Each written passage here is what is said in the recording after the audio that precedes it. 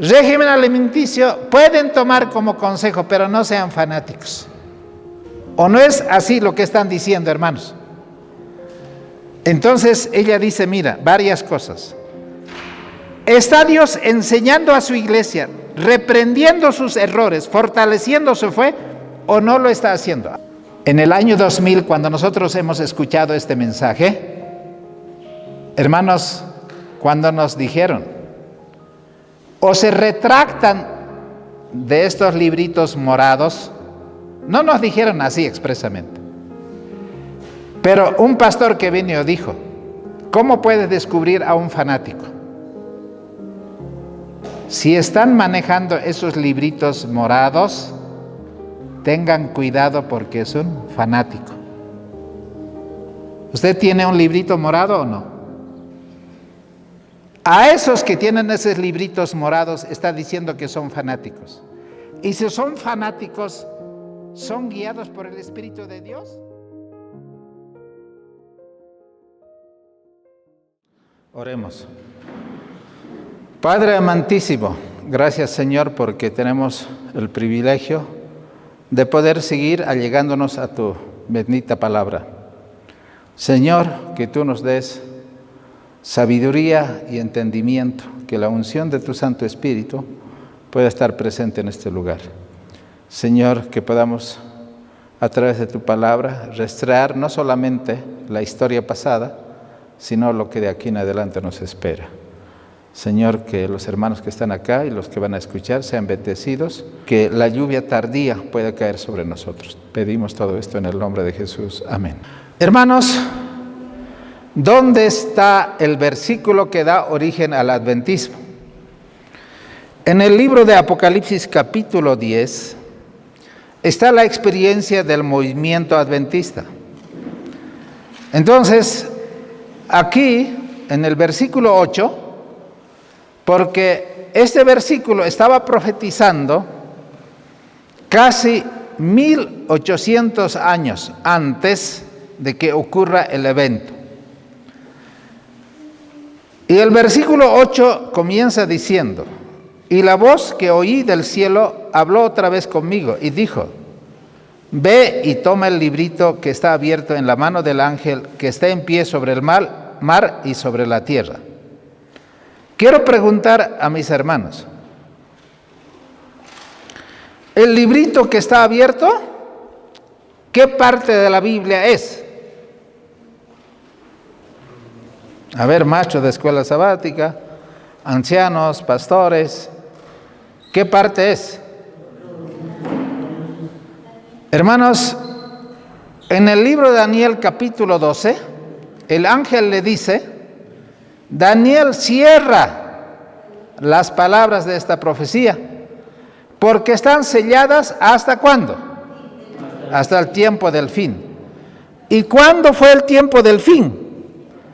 El tiempo del fin está en el capítulo 11 de Apocalipsis, porque está la Revolución Francesa y el trato de Francia frente a la Biblia.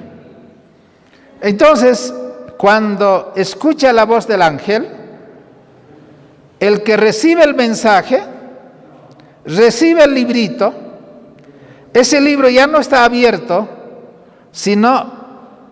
no está cerrado, sino está abierto, y recibe del ángel que había puesto su pie sobre el mar y sobre la tierra.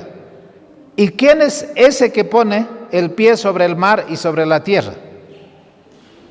En el capítulo 10 dice que ese ángel fuerte es Jesucristo mismo. ¿De quién recibe el adventismo el mensaje? Hermanos, es directamente de Jesucristo. ¿Y a quién le dio? Entonces ahí aparece los milleritas, específicamente Guillermo Miller y sus antecesores. Versículo 9. Y fui al ángel y le dije, dame el librito, y él me dijo, toma y cómetelo, y te amargará el vientre, pero en tu boca será dulce como la miel. ¿Quién se lo comió el librito? Hermanos, se lo comió el librito, así como Jeremías se lo comió hermanos, se lo comió Juan en el momento de la revelación, pero en la historia se lo come Guillermo Miller. Fue dulce en su boca. 2 años enteros estudió. Y después de llegar a la conclusión que Cristo viene, en 1844, el 22 de octubre, él quería estar seguro de que no por haber entendido alguna parte mal, muchos estén confundidos y perdidos. 7 años más estudió para confirmar y confrontar algunas aparentes contradicciones que había. Y en esos 7 años llegó a la conclusión de que no había nada de error en el cómputo, ni en el tiempo, ni en la aplicación, ni en los periodos proféticos, y llegó a la conclusión de que debería predicar. Hermanos, tomó el librito, fue dulce como la miel, pero faltaba cómo amargaría el vientre. Ahora, hermanos, no faltaba mucho tiempo para el 22 de octubre. Y entonces Miller está asombrado. Está Miller con muchas preguntas. Y dice así, está esto, en el libro Testimonios para la Iglesia, tomo 1, la página 204, dice así. Y esta parte que lo tomé, dice así: una voz le declaró que proclamara al mundo. Cuando tú tienes una noticia profética, tienes que avisar. Pero él sintió temor de hacerlo, porque si en alguna parte yo estuviera equivocado, a muchos yo desviaría. Entonces, por ese temor que él tenía, Miller, todavía ni siquiera había comenzado el ministerio, le dice: Señor, si hoy mismo me mandas la invitación, yo voy a predicar. Sabes que vivía en un rancho alejado, no había gente, además ni siquiera era miembro de iglesia, pero sí frecuentaba la iglesia de su madre, que era la iglesia bautista. Entonces, cuando le dijo: Señor, si tú me envías una invitación para predicar, lo voy a predicar. Estaba en un bosque. Y entonces, a los 30 minutos, apareció su sobrino Irving y trajo el recado de su madre, que en este caso era el tío. Y dice: tío Guillermo, mi madre me está enviando para que tú prediques el sermón del domingo. Y ese momento Miller dijo: Señor, ¿para qué habré dicho que tú me mandes la invitación en este mismo momento? Y aquí está la invitación. Señor, ¿qué hago? Entonces, la iglesia donde asistía, que era la bautista del séptimo día, apenas tenía en 1802 como 1,200 miembros. Parte de eso era su hermana. El sábado no era tan especial. Pero, hermanos, él dijo: si tú lo dices, voy a predicar. ¿Y cómo fue ese domingo, hermano? Oró como nunca, aunque no era grande el auditorio. Ese domingo la predicación arrancó, hermanos, desde el mismo comienzo, dulce como la miel. La gente dijo amén y amén y amén. Y realmente Miller quedó asombradísimo cómo Dios estaba acompañando este comienzo del mensaje millerita. Ahora, yo quisiera que ustedes, porque me gusta mucho la historia denominacional, y en este curso que estamos haciendo con los estudiantes para médicos misioneros, estamos con una doctora que es colombiana, pero que trabaja en Chile, una doctora muy conocida en la medicina ortomolecular. Ella está siguiendo el curso con estos más de 30. Tenemos como 70 inscritos, pero 30 son los que asisten casi regularmente. Entonces, yo le dije, quiero compartir la historia denominacional. Y me comencé a investigar mucho más de lo que habíamos hecho en el Instituto Bíblico Iber. Y allí descubrí por primera vez quién es el que puso el nombre Adventista del Séptimo Día a ese movimiento. Y probablemente muchos de ustedes no lo habían escuchado. Y otro hermano de la República Dominicana nos está compartiendo el mensaje de justificación por la fe y la obra médica misionera en este curso. Y de la iglesia de Calacala teníamos uno que era miembro. Hoy no tenemos ni uno. Pero tenemos alumnos de Argentina, tenemos de Chile, tenemos de Perú, de Colombia, de Estados Unidos, de República Dominicana, tenemos de México, y son varios alumnos. Y ellos se están enriqueciendo cuando este mensaje debiéramos nosotros en esta iglesia, hermanos, predicar, si es posible todos los sábados. Esa es la misión de esta iglesia, así como Guillermo Miller. El Señor no le dijo a Guillermo Miller que vaya a fundar más iglesias, que vaya a abrir más congregaciones. Yo pensaba así antes, pero yo entendí, el Señor me dijo claramente que Él nos ha llamado a predicar un mensaje que no lo van a escuchar en otro lado. Y si lo escuchan en otro lado son pocos, quizá más en inglés que en español. ¿Quién es este hombre? David Hewitt. Es un personaje poco conocido en el adventismo y probablemente ninguno de ustedes sabía quién es David Hewitt. Porque antes del chasco de 1844, los que quedaron como remanente del chasco, hermanos, no tenían una identidad denominacional, no tenían un nombre. Eran adventistas, pero podían ser de los bautistas, metodistas, de lo que fuese las otras denominaciones, pero no tenían una identidad. Ahora, otros se burlaban. ¿Y qué decían? Estos son la gente del séptimo día. Otros decían, observadores del sábado. Otros se burlaban y lo llamaban cerradores de las puertas del séptimo día. ¿Y qué son los cerradores del sábado del séptimo día? Hermanos, usted va a ver un negocio que es adventista. ¿Y qué va a pasar el sábado a ese negocio? Va a estar cerrado. Y se hacían la burla y decían, porque así como el capitán Bates fue el apóstol del sábado, ¿no? Realmente es impresionante cómo el Señor fue revelando.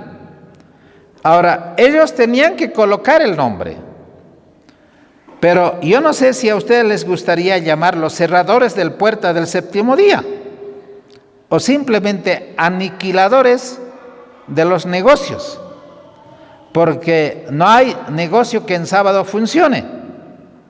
Ahora llegamos a 1854, más o menos 10 años han pasado, y por primera vez se llamaron Iglesia de Dios.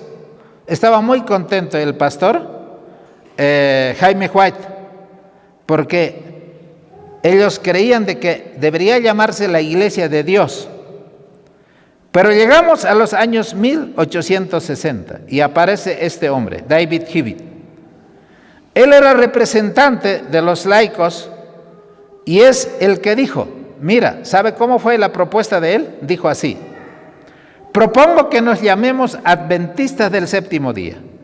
Es un nombre precioso, pero ¿por qué Adventistas del Séptimo Día? Porque, como dijo Elena de White, dicho nombre anuncia las verdades características de nuestra fe. El nombre Adventista, ¿qué significa?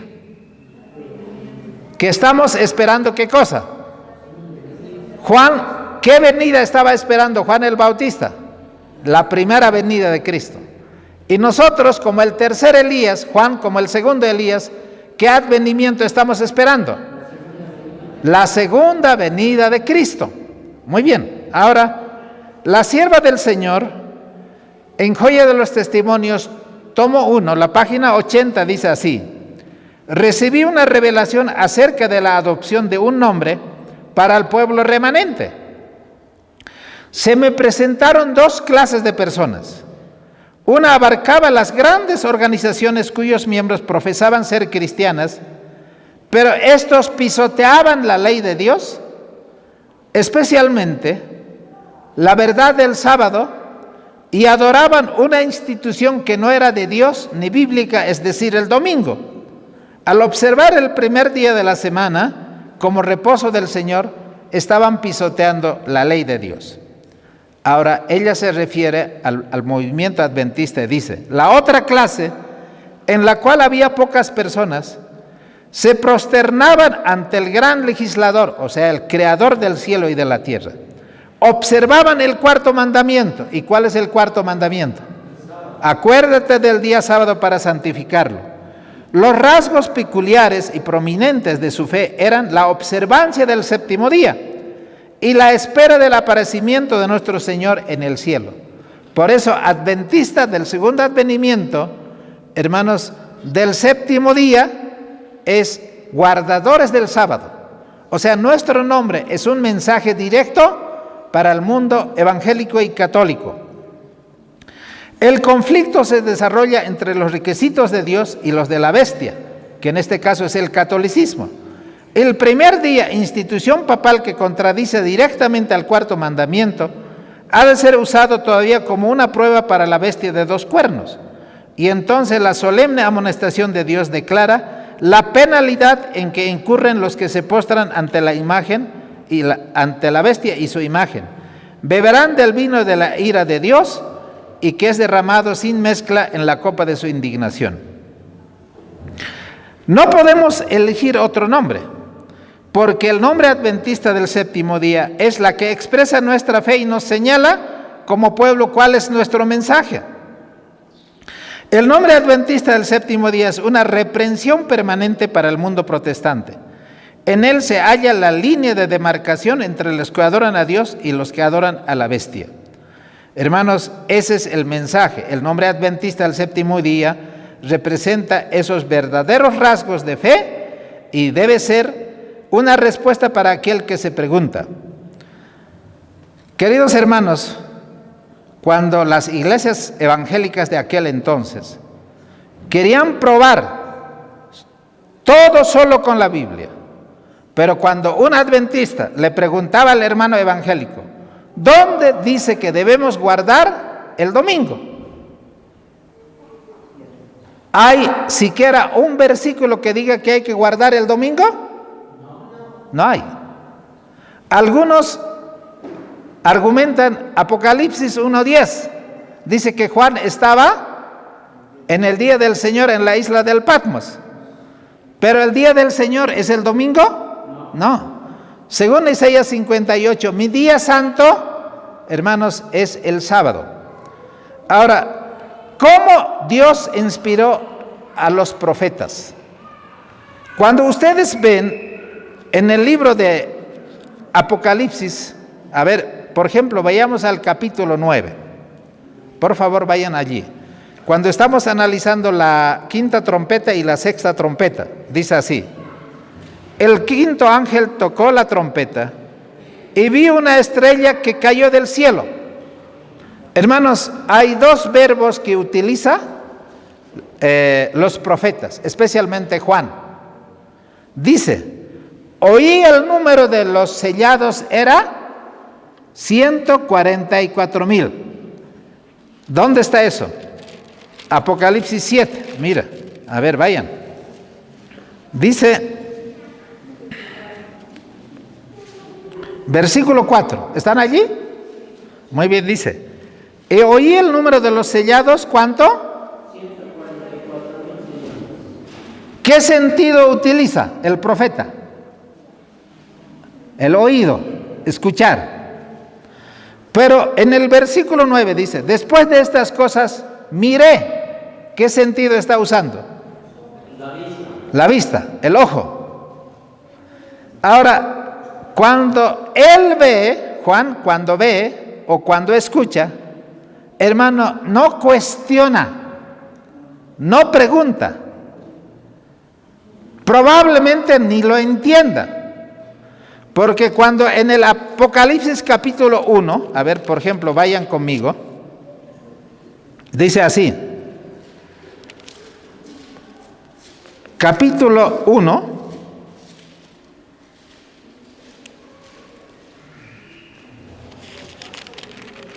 ¿están ahí? Muy bien, vamos a leer. Versículo 11, que decía: yo soy el alfa y la omega, el primero y el último. Escribe en un libro lo que ves y envíalo a las 7 iglesias. ¿Qué tenía que hacer el profeta? Solamente tenía que escribir lo que él está viendo y lo que él está escuchando. ¿Cómo llega la revelación a los profetas? Él tiene que escuchar bien y ver bien y escribir eso y mandarlo a las 7 iglesias. Ahora, el profeta de esta iglesia, Iglesia Adventista del Séptimo Día, el que tiene que preparar la segunda venida de Cristo, fue Elena White. Hoy, decir que es profeta, para muchos es un poco de vergüenza, o si no, mucha vergüenza. Pero ¿cómo podemos comprobar que es inspirada el papel profético de Elena White? Lo mismo que pasó con los profetas, que dice que escucharon y vieron Daniel, Jeremías, cualquiera de los profetas sigue el mismo patrón. Ahora, Dios inspira al profeta, pero no inspira sus palabras. Dios provee los pensamientos y los profetas, al transmitir el mensaje divino, usan la capacidad literaria que poseen, cualquiera que sea eso. Si el profeta es erudito, como el caso de Pablo, ¿recuerdan Pablo? Pablo dice que fue arrebatado ¿hasta dónde? ¿Hasta dónde? Hasta el tercer cielo. Y dice que él ha visto y ha escuchado cosas que ni siquiera subió al pensamiento humano. Y de esos ni siquiera quisiera hablar.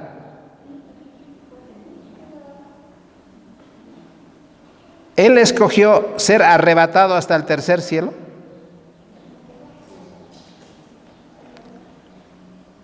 Él buscó ver los 144,000.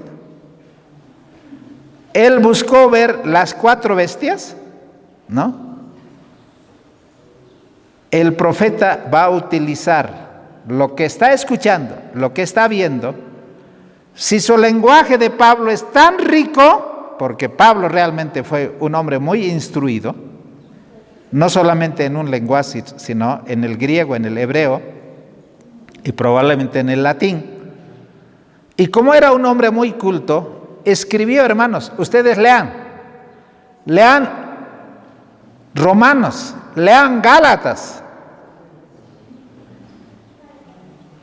Por eso Pedro dice, los indoctos tuercen lo que Pablo escribió, porque son palabras muy bien desarrolladas y los pensamientos. Pero en el caso de Elena White, ¿qué grado de instrucción tenía Elena White? ¿Ah? ¿Qué grado de primaria? ¿Estoy en Adventistas o esto es una iglesia bautista, metodista, algo así? ¿Este pueblo necesita instrucción o no? Y quizá piensan que no necesitan.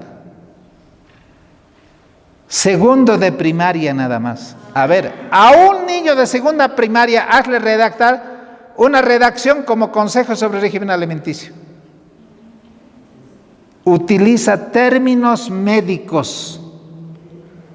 ¿Y de dónde trajo esas palabras, ideas? ¿Y cómo es la inspiración? Hermanos, si ambos están inspirados, el intelectual y aquella persona que no tiene esa capacidad, la verdad va a ser oída igualmente por el educado y el indocto. Esta es la manera que fue escrita la Biblia. Todos los escritores usaron lo mejor que podían en su redacción y en su lenguaje. Y muchas veces ni siquiera sabían escribir. ¿Y a quién lo dictaban?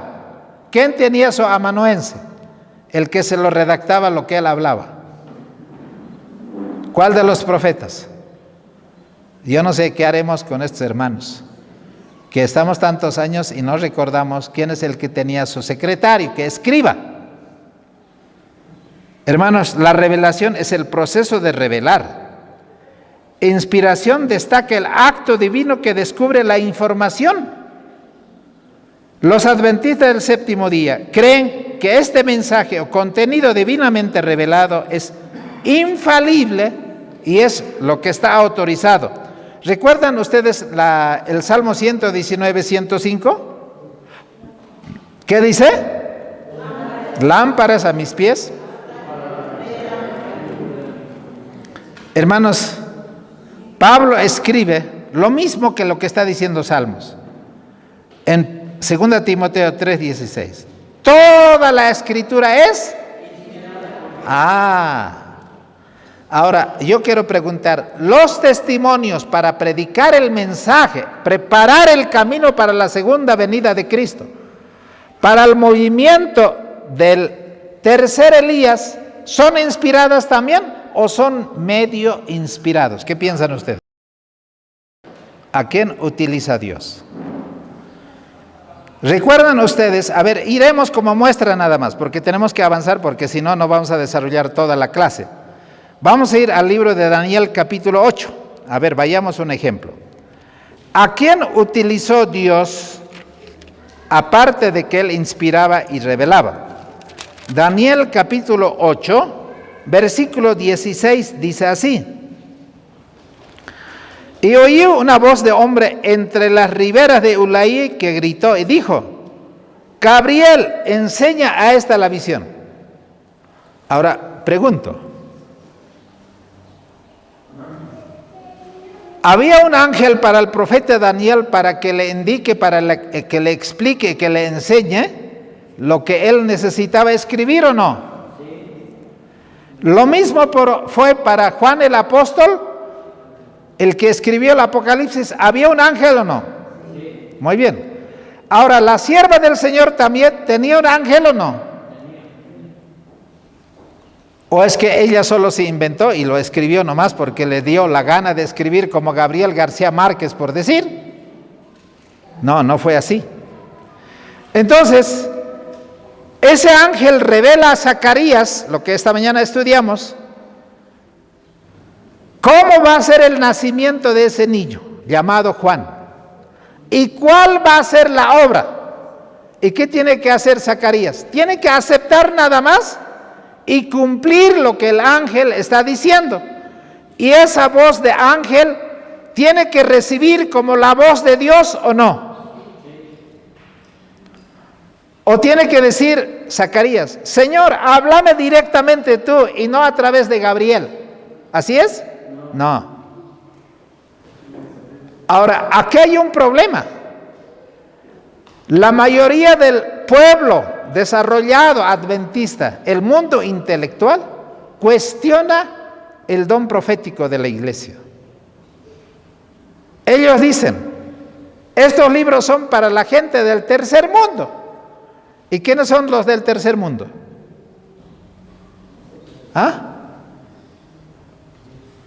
¿Quiénes son los del tercer mundo? Ustedes son del primer mundo, del segundo mundo, del tercer mundo. ¿De cuál de ellos son ustedes? Nosotros somos del tercer mundo porque son los países subdesarrollados. Pero Dios hace acepción de personas. A los intelectuales les voy a revelar directamente, y a los del tercer mundo voy a revelarlos a través de un ángel. No, no hay tal cosa. Hermanos, la primera vez que vemos a Gabriel, se aparece a Daniel. Después de que el profeta tuvo una visión, el papel de Gabriel es explicar la visión. Y eso le explicó en Daniel capítulo 9, versículo 24 en adelante. Dice, Daniel, ¿entiende la visión? 70 semanas están separadas sobre tu pueblo, sobre tu santa ciudad, y en estos 70 semanas, que son 490 años, esto se va a cumplir. Y se cumplió exactamente. Ahora, cuando la sierva del Señor, Ellen White, escribe los libros que fueron inspirados, hermanos, ella dice, no son mis libros. ¿Qué dice ella? ¿El libro de Jeremías es libro del profeta Jeremías o es la inspiración y la revelación de Dios? ¿Qué piensan ustedes? ¿Es palabra de Dios o es palabra de Jeremías?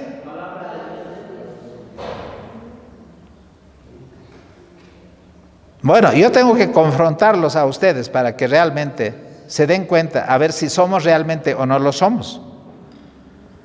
Dice, ellos contienen la instrucción que durante el periodo de su vida Dios le ha estado dando. Contiene la luz preciosa y consoladora que Dios ha concedido generosamente a su sierva para ser dada al mundo. De sus páginas está la luz que ha de brillar iluminando los corazones de los hombres y mujeres, conduciéndolos al Salvador.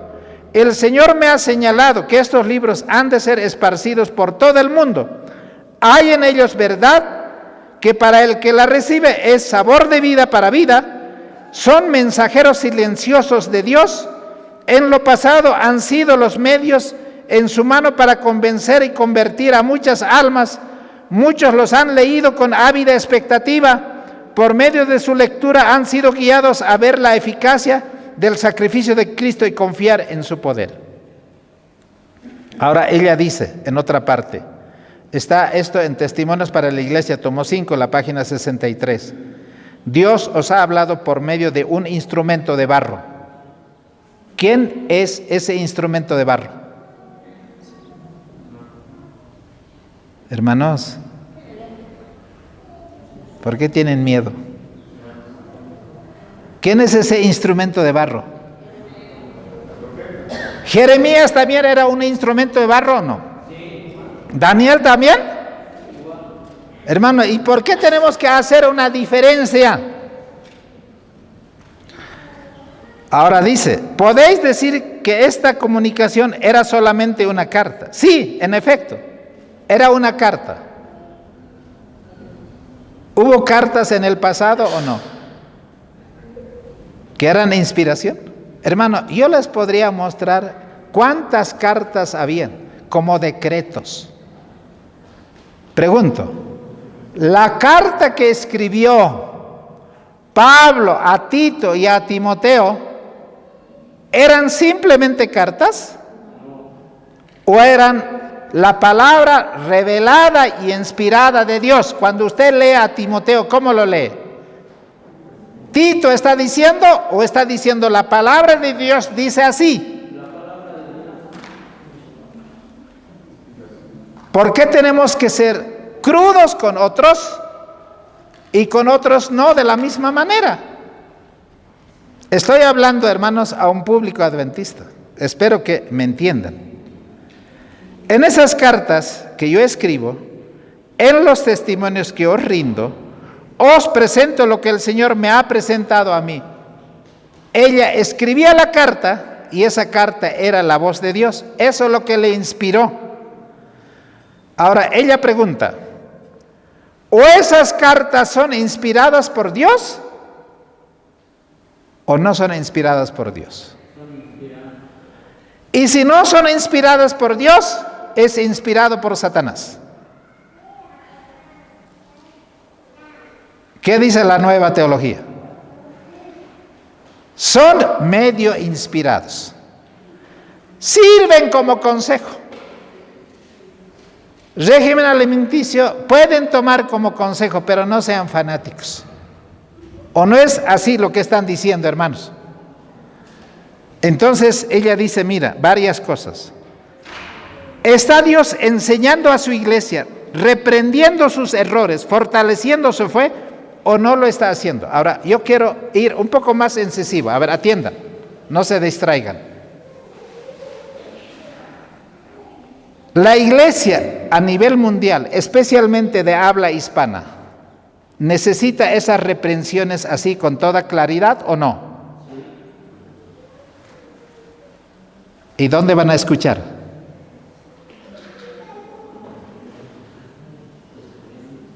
En el año 2000, cuando nosotros hemos escuchado este mensaje, hermanos, cuando nos dijeron, o se retractan de estos libritos morados, no nos dijeron así expresamente, pero un pastor que vino dijo, ¿cómo puedes descubrir a un fanático?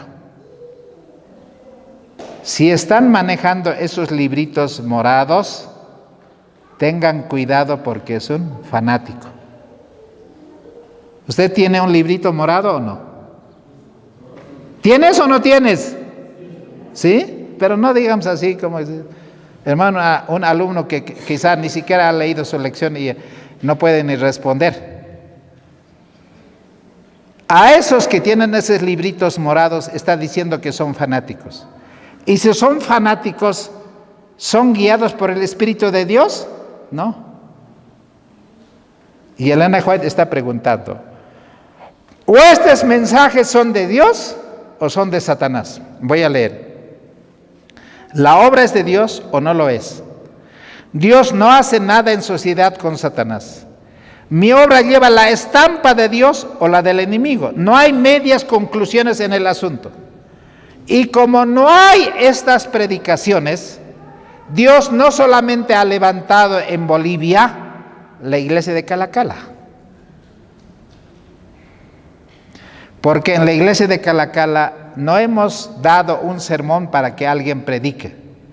El Señor la ha inspirado y nunca le hemos dicho, ¿qué sermón vas a predicar? Y esto vas a predicar. Si no le hemos dicho, lo que Dios ha puesto en tu corazón, eso predique. Y todos los pastores que vinieron aquí predicaron eso. Para entonces grabábamos en cassettes o grabábamos en los Betamax o después grabamos para el canal de YouTube que estaba apareciendo por primera vez.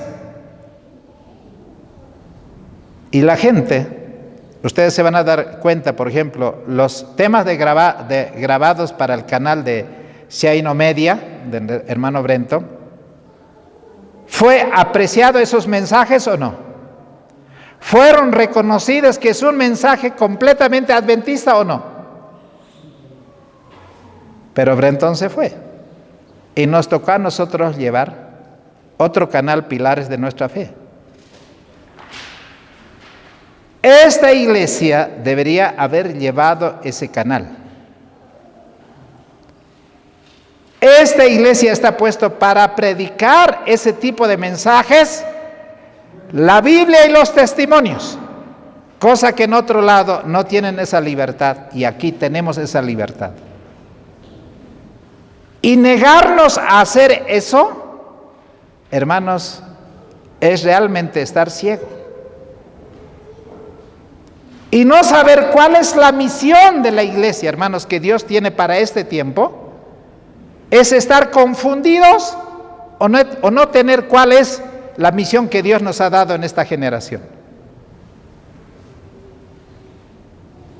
Hermanos, a mí el Señor me ha dicho claramente que estos son los temas que debo predicar. Y quiero ser responsable delante del Señor. Hermano, no voy a dar marcha atrás, aunque pase lo que pase, tenga o no tenga, hermano, esta misión la debemos cumplir. Tengo que cumplirlo. Ustedes verán el resto. Juan el Bautista no predicó mirando al Sanedrín. No predicó un mensaje agradable a la iglesia de entonces, ni al mundo. Hoy necesita el tercer Elías tener una mente clara, qué es lo que debe predicar Y no puede faltar la voz del tercer Elías, que en este caso como profeta fue revelado a la sierva del Señor. Los testimonios son del Espíritu de Dios, ella está diciendo. El mismo Espíritu que reveló a Moisés, el mismo Espíritu que reveló a Jeremías, a Isaías y Daniel, es el mismo Espíritu que le ha revelado a la sierva del Señor. ¿Amén o no? ¿Y por qué tenemos que tener los otros en baja estima y decir, esto sí es revelado? No me hables de los testimonios. Es verdad que yo no lo vaya a alguien, hermanos, fuera de la Biblia a utilizar. Pero para que la persona sea reprendida, para que sea aclarada, para que sea amonestada, para que sea redarguida, los testimonios son para esta iglesia, hermanos. Ahora dice así: a medida que el Señor me ha manifestado por el espíritu de profecía, han desfilado delante de mí lo pasado, lo presente y lo futuro, y yo lo he visto. La historia de la redención es una revelación de lo que el Señor ha hecho. Es como avanzar, hermanos, desde el Génesis hasta el Apocalipsis, ¿o no? Y yo no sé cuántos han leído el libro La historia de la redención. O la serie El conflicto. ¿Con qué libro comienza la serie El conflicto?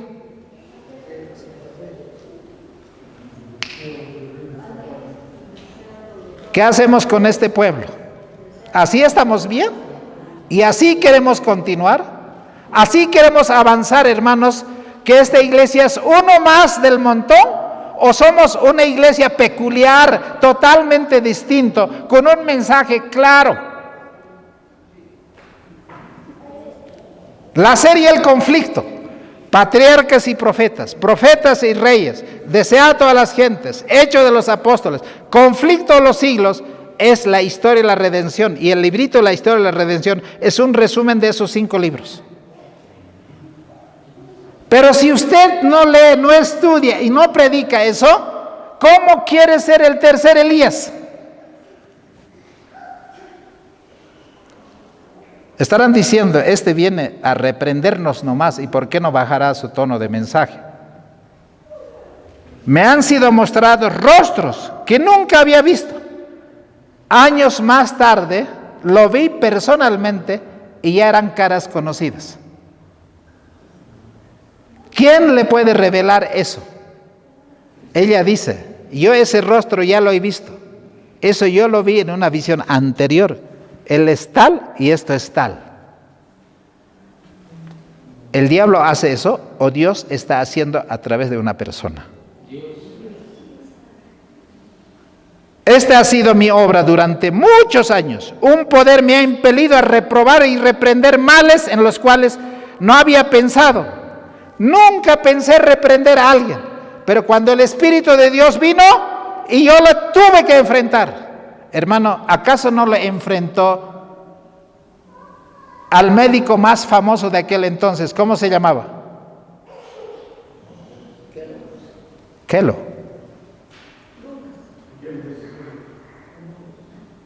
John Harvey Kellogg. ¿Lo confrontó o no? Y no solo lo confrontó a él, sino a varios de los ministros los confrontó y les dijo, usted está errado en eso. Eso era porque era profeta, porque tenía ese conocimiento, o porque el Señor le dijo que confrontara. Ella o otro profeta no lo hacía. A ver, pongo el ejemplo, hermanos, para que esto quede claro. Cuando David cayó en el pecado, Natán se ofreció como voluntario para ir a reprender a David. ¿De dónde recibió el mensaje ese profeta Natán? Dios le reveló. El juez hizo lo mismo. Cuando sabía que alguien está en el pecado, lo confrontó. Y yo sé que hay pecados aquí, en esta iglesia. Y a veces confrontar ese pecado no es popular. Y si ese pecado permanece en esta iglesia, hermano, esta iglesia va a ser debilitada, hermano. Acuérdense, no va a permanecer. Porque no puede hacer Dios con Satanás de manera conjunta, no puede trabajar en armonía. Y nosotros quizás nos creamos capaces para llevar la obra adelante sin tener la dirección divina. Hermanos, ¿por qué ella no era estudiada? ¿Por qué Dios la escogió con segundo de primaria? Cuanto más carrera académica hubiera tenido, más suficiente se hubiera creído. Y no sería propicio para escuchar la voz de Dios. Por eso dice ella, la alta crítica. ¿Y qué es la alta crítica? Hermanos, esos son los que tienen doctorados. Ellos son los que están en divinidades. Esa es la alta crítica. Dice, la obra de la alta crítica, al disecar, conjeturar, reconstruir, está destruyendo la fe en la Biblia como revelación divina y está privando a la palabra de Dios el poder de regir, elevar e inspirar la vida de los hombres. Ellos están diciendo, este mundo no fue creado en 7 días, sino en miles de años de 7. Son medio evolucionistas. Ahora, a ver, voy a preguntar, y eso quizá despierte.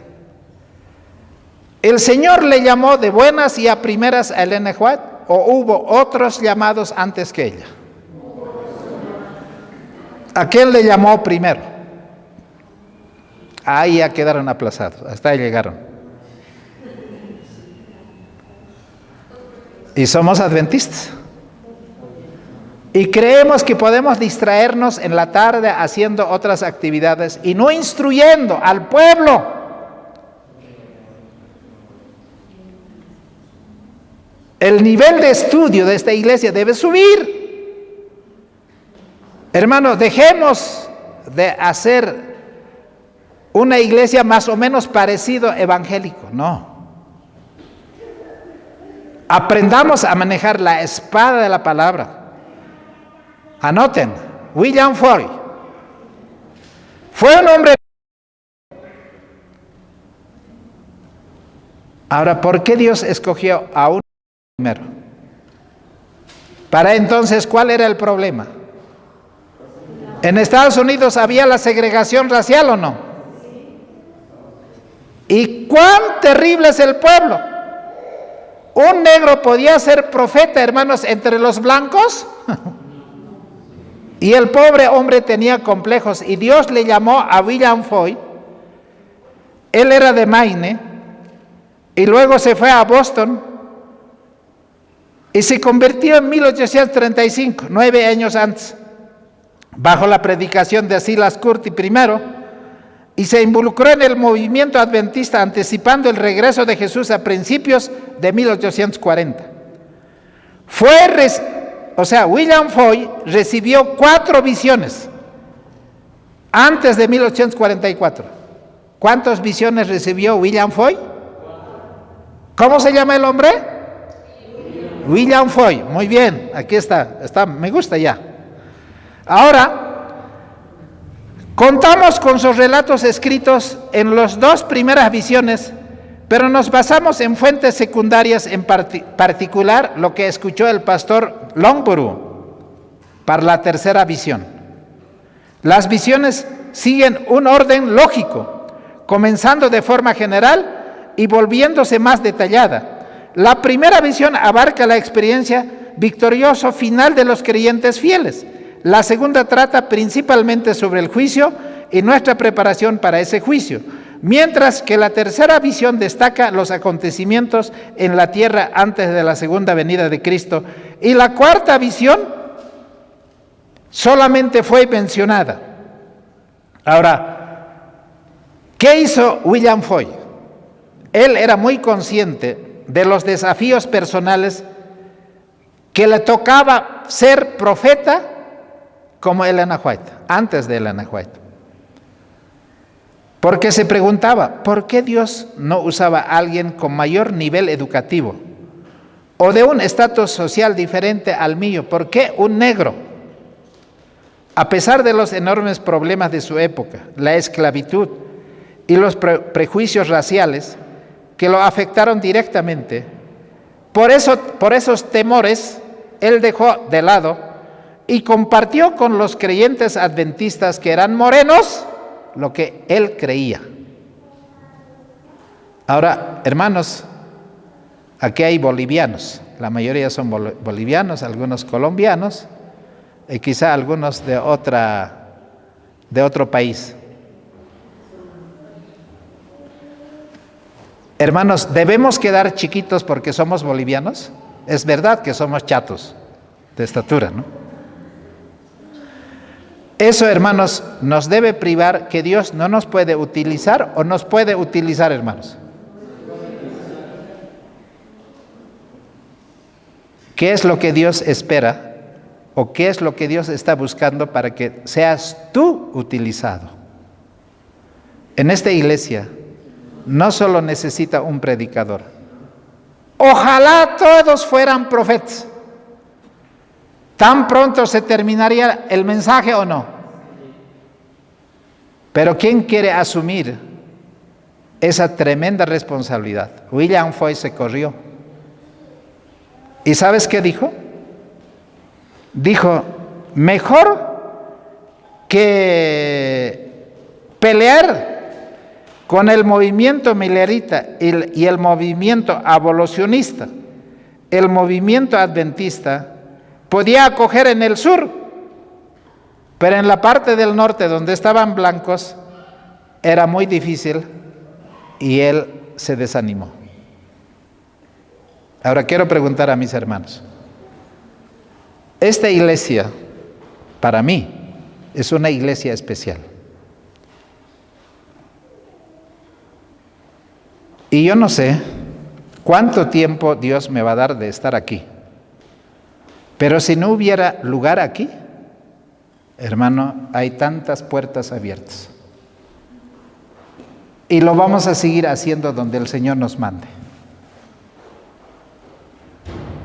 Quizá para muchos probablemente no esté calificado, pero el Señor me ha dado pruebas más que suficientes de que yo no debo desanimarme por los problemas que puedan haber.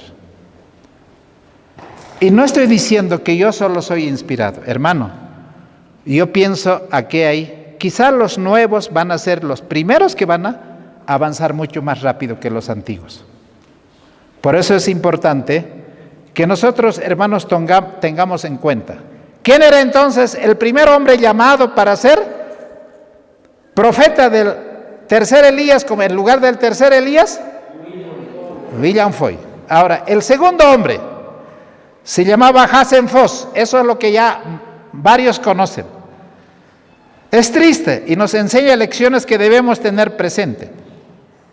Tras el llamado de Dios, recibió su primera visión en septiembre o octubre de 1844, antes del chasco de 1844. Esta visión guardaba similitudes con la de William Foy, con 3 pasos mediante las cuales el pueblo de Dios llegaría plenamente al camino hacia la santa ciudad. En parte porque no podía explicarlo él mismo y porque tenía un espíritu orgulloso por naturaleza, se negó a compartirlo.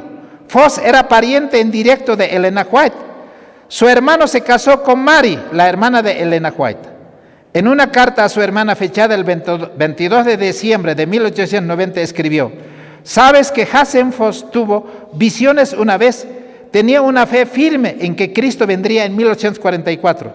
Después de que pasó el tiempo, el gran chasco, el Señor le dijo que relatara las visiones a otros, pero era demasiado orgulloso para hacerlo. Tenía miedo. Tuvo un gran conflicto y luego decidió no relatar la visión. Hermanos, eso que pasó con William Foy y con Hazen Foss, eso va a pasar con muchos hermanos aquí si seguimos quietos así como estamos. Tanto como el Señor nos da luz, tanto más nos exige para que estemos a la altura de ese mensaje. No es solamente escuchar, es a la vez ser consecuente con el mensaje. ¿Y sabe qué pasó con Hasenfos? La visión se repetió una segunda vez con la instrucción adicional de que si se negaba a compartirla, la carga se le va a quitar y va a ser entregada a otra persona. Hermano, no estamos en peligro nosotros, la iglesia de Calacala, la iglesia de Potrero o como ministerio, no estamos en peligro. Hermano, si usted se va a resistir y va a seguir dando mareos al asunto, el Señor le va a rechazar. Y Él se va a buscar personas que tengan mayor integridad, mayor compromiso, y usted va a dejar la corona, hermano, a otra persona. ¿O no cree usted así? Eso es lo que hizo aquí con William Foy y con Hasenfos. Ahora, hermanos, yo voy a leer una partecita. Dice así: en un momento, cuando había una multitud que estaba reunida, él decidió compartirlo, como había recibido una visión con la advertencia de que debería compartirla. Cuando llegó al punto de compartir la visión en sí, se quedó mudo como estatua, no pudo decir nada. Cuando intentó relatar la visión, su mente no podía comprenderla. Intentó y una otra vez relatarla, pero dijo: se ha ido de mí, no puedo decir nada. El Espíritu del Señor me ha abandonado. Yo no sé, hermanos, ¿cómo pueden? A veces también yo caigo en lo mismo. No comprender esto. Si usted no responde, ¿el Señor se va a llamar a otra persona o no? ¿Qué piensan ustedes? Así hizo con William Foy y Hasenfos. Ahora, cuando Elena White estaba relatando las visiones que están en primeros escritos, hermanos, Elena White estaba relatando y Hasenfos estaba ahí presente. Ahora, cuando ella estaba relatando una visión, Hasenfos estaba presente. Escuchen, a mí me interesa mucho esto. Foss advirtió a Elena White que fuera fiel a lo que Dios le había llamado a hacer, diciendo: no te niegues a obedecer a Dios, pues pondrás en peligro tu alma. Soy un hombre perdido. Tú eres un elegido de Dios. Sé fiel en tu obra, y la corona que yo podría haber tenido lo vas a recibir. Hermano, de una vez despertemos. Ya no hay tiempo, hermanos, de estar construyendo casas. Hermano, el Señor no nos va a hacer faltar comida. No nos va a hacer faltar nada. El Señor nos ha dado ese espíritu de abandonar una actividad que teníamos. Y hoy miro esas cosas y digo: esto se va a quedar así.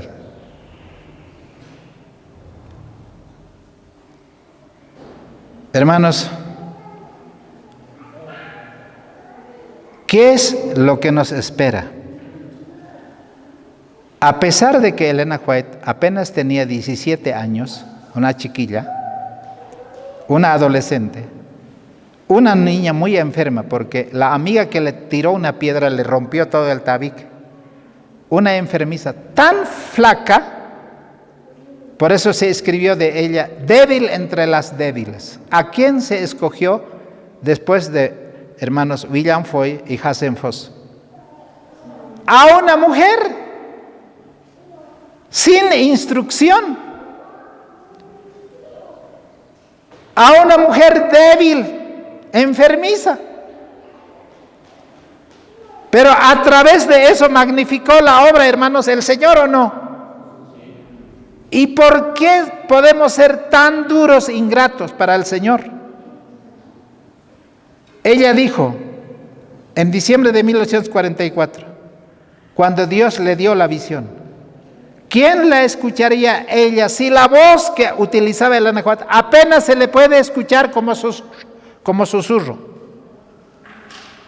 Pero a medida que el Señor le fue instruyendo, encontró con el pasar del tiempo hermanos, ser más sumisa a Dios, ser fiel a Dios, ser la mensajera de Dios, así hasta el final de su vida. Y cada vez tenía más luz, más verdad. Y ella dijo: no me siento con libertad para escribir a nuestros hermanos con respecto a una obra que me han pedido el consejo. Yo no tengo ninguna luz y no voy a escribir nada, a menos que el Señor me lo diga. ¿Era una mujer sujeta a la voluntad de Dios o no? Ese es un profeta. El profeta no hace nada por su cuenta. Una vez, hermanos, ¿recuerdan Jeremías? Jeremías no quería advertir al rey porque el rey le había tomado por enemigo, porque Jeremías lo reprendió al rey por su pecado. A ver, vamos a Jeremías capítulo 35, si ustedes quieren ver. Y esto se tiene que repetir, hermanos, en este tiempo. Jeremías capítulo 38 en realidad, no 35, capítulo 38. Dice así, vamos a leer el versículo 15. Y Jeremías dijo al rey Sedequías: si te lo declaro, ¿no es verdad que me vas a matar? Y si te lo doy un consejo, ¿no me vas a escuchar? Hermano, ¿qué iglesia va a escuchar este mensaje diciendo: esto proviene de Dios así? Si muchos de esos pastores ni lo creen. Y Jeremías dice al rey Sedequías: si te lo digo, me vas a matar. Y si te lo declaro la verdad, ni me vas a creer. Eso está pasando hoy o no. Y no es solamente, hermanos, en el mundo adventista en su conjunto, sino también entre nosotros.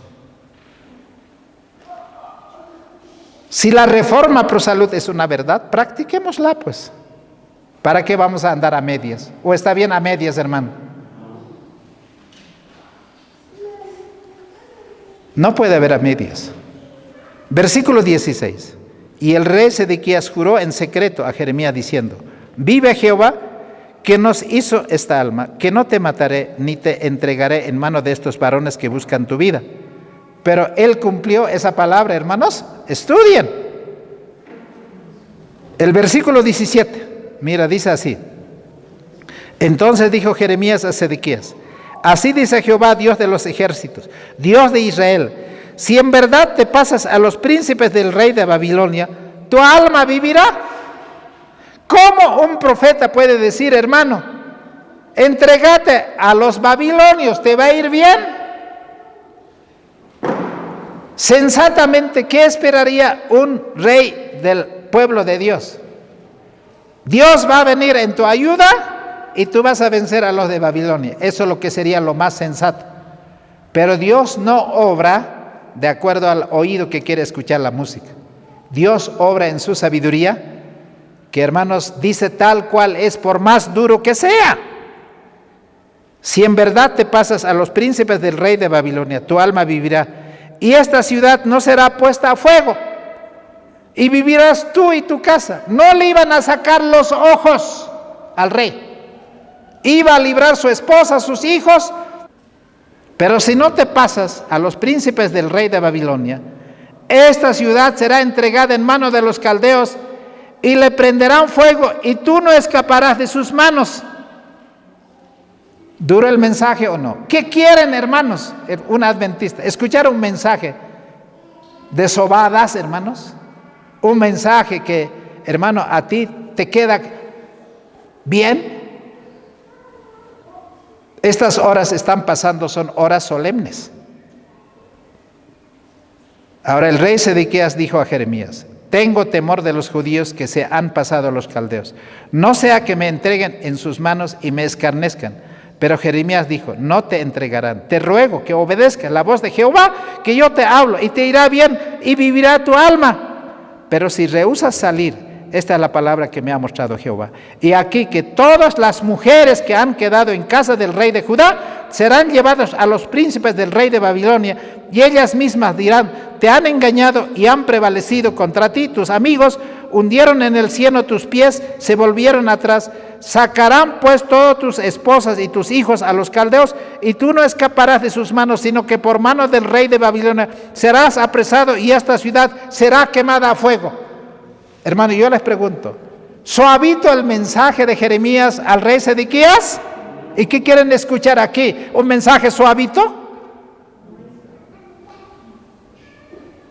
Hermano, yo prefiero que me digan hasta aquí nomás. Porque este mensaje, hermanos, debe ser escuchada. Y Dios levantó Calacala para que ese mensaje no tenga tapujos, no tenga mordaza. ¿Y quién va a predicar eso? Hermanos, el que está atacando a Jeremías, ¿a quién está atacando, hermanos? A Dios. Y el que está atacando al espíritu de profecía está atacando a Dios. No se equivoque. El Señor le va a reprender. Pastores y médicos tienen que trabajar juntos. Eso es lo que el Señor dijo claramente. Hemos hecho un seminario de salud de plantas alternativas en medicina natural aquí. Y ese mensaje iba a ser, hermanos, un fermento aquí. Otro iba a ser la historia de esta iglesia. Pero no se quiso hacer esa obra. Hermanos, no se equivoquen.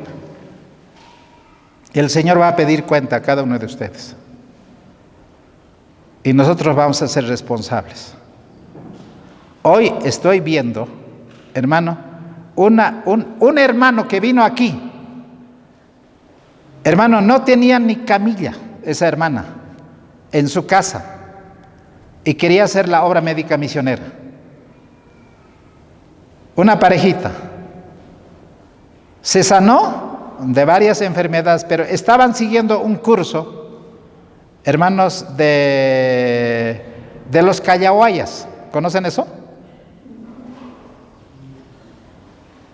Hay una asociación, los que enseñan plantas medicinales.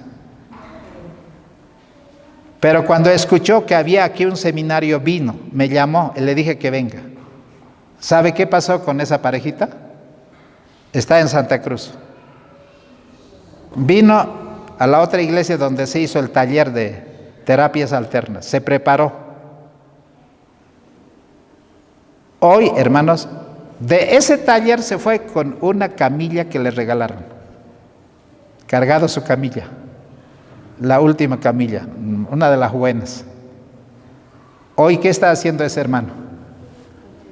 Hermanos, no tiene su sanatorio, pero está yendo a curar a los cancerosos diabéticos casa por casa. Y el adventista aquí, que sabe la Reforma Pro Salud, conoce todo, cree que el sábado solamente es nuestra misión, y de eso no pasamos.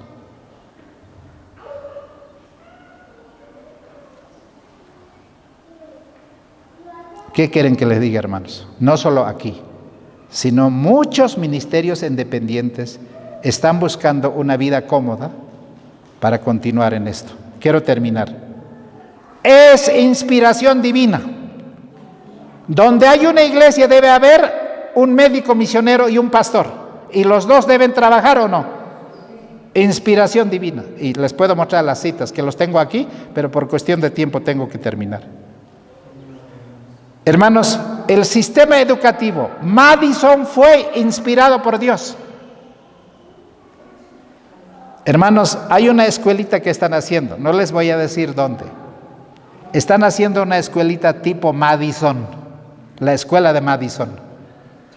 Y la sierva del Señor dice, la escuela de Madison es inspirado por Dios, así como fue la institución de Avondale allí en Australia. Porque 1 Corintios 1:25 dice, lo insensato de Dios es más sabio que los hombres, y lo débil de Dios es más fuerte que los hombres. ¿Tenía inspiración sobre el sistema educativo? hasta con educación aquí nos podría ir bien. Hermanos, teniendo una obra médica misionera aquí, hermano, otra sería la historia de este pueblo, de esta iglesia. ¿Qué hizo, hermanos, estos dos hombres? Estos dos hombres, realmente fue Sutherland y Magan. Viajaron y Dios les reveló dónde deberían establecer esta obra, cuál debería ser el pensum y cómo debería ser instituido. Y nosotros no tenemos nada que aprender a menos que sigamos el ejemplo. Allí de Sutherland y Magan. Y Elena White fue la única que participó en esa junta. Y finalmente quiero terminar. Hermanos, la Biblia y el Espíritu de Profecía no se contradicen. Ambos son complementarios. La Biblia es, hermanos, en todo tiempo, los profetas que escribieron siempre fue la luz menor. Pero ¿quién es la luz mayor? Toda la escritura es inspirada por Dios, útil para enseñar. Pero Jesús dijo, escudriñad las escrituras, porque a vosotros les parece que en ellas tenéis la vida eterna, y ellas son las que dan testimonio de mí. ¿Quién da testimonio? La luz menor con respecto a la luz mayor. ¿Y quién es la luz mayor? ¿Moisés era la luz mayor en su tiempo? No, siempre fue la luz menor que reveló a Jesucristo como la luz mayor. Y todos los profetas fueron revelando. Ninguno de los profetas creyó ser la luz mayor. Pero a medida que los libros de la Biblia fueron acumulándose, hermanos, formaron parte de esa luz menor para alumbrar, porque ellas son las que dan testimonio de Jesucristo. No me alcanza el tiempo. Y finalmente, quiero llegar, hermanos, a la parte más importante. Hermanos, ningún ministro o ningún predicador que no está convertido en la reforma pro salud es digno de confiar. Por eso es importante que nosotros debemos tener misioneros, ancianos, hermano, conforme a los testimonios. Que la reforma pro salud se practique aquí y que se viva y que se enseñe y pueda ser potrero una luz en este mundo de tinieblas.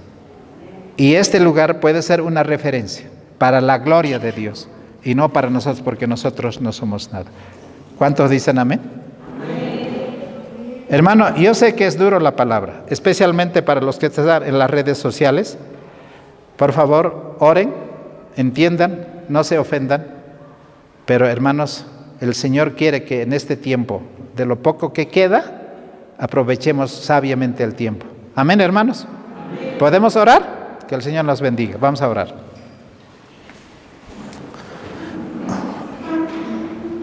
Oremos. Padre amantísimo, gracias, Señor, porque, Señor, tu palabra es maravillosa. Tú has escogido hombres tan frágiles y tan débiles, con tantas limitaciones. Ese vaso de barro o ese pedazo de barro, igual que nosotros, no tenían nada que recomendar, pero tú has hablado claramente a través de ellos. Por misericordia en nuestro lenguaje. Y finalmente mandaste a tu Hijo Jesucristo para que Él nos hable toda verdad. Hoy tenemos los testimonios y te agradecemos porque nos puedes enseñar a través de ella cuál es el camino que debemos recorrer. Señor, perdónanos de nuestras falencias, de nuestras equivocaciones y no permitas que nosotros, Señor, seamos desechados como estos dos varones que fueron desechados antes de que tú revelases a tu sierva, Señor. Líbranos de ese engaño, sálvanos, Padre, de esa pretensión, de que nosotros podemos postergar de compartir este mensaje por tiempo indefinido. Señor, seremos responsables de la luz que hemos recibido, y no solo lo que hemos recibido, sino lo que no hemos compartido. Danos, Padre, la unción tuya, que nuestros ojos sean abiertos a la tremenda responsabilidad que tú tienes con nosotros. Bendícenos en esta hora. En el nombre precioso de Jesucristo nuestro Señor. Amén.